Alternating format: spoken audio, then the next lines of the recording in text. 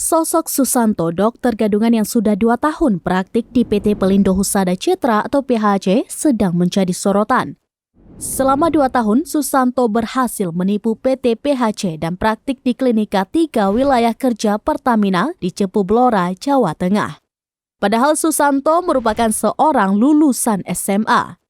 Namun, ia berhasil meraup gaji 7 juta rupiah beserta tunjangan lainnya setiap bulan.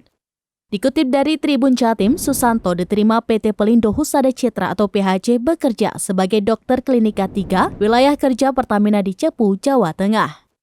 Terungkap kasus ini bisa terjadi bermula 2 tahun lalu. PT PHC membuka lowongan kerja dan merekrut pegawai secara online. Susanto tertarik melihat lowongan tersebut, trik lama menipu digunakan kembali. Agar bisa mengisi formulir pendaftaran, ia kemudian mencari dokter di media sosial Facebook.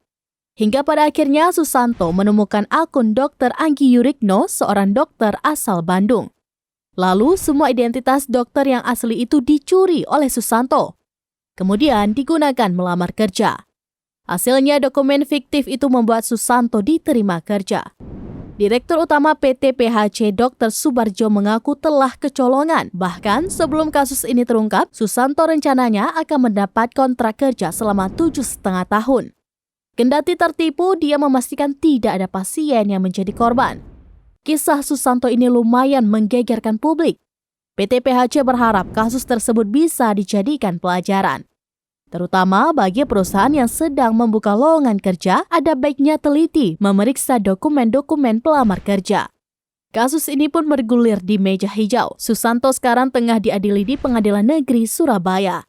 Pada tahun 2011 lalu, dia sudah pernah dipenjara lantaran menjadi dokter gadungan di beberapa rumah sakit di Kalimantan.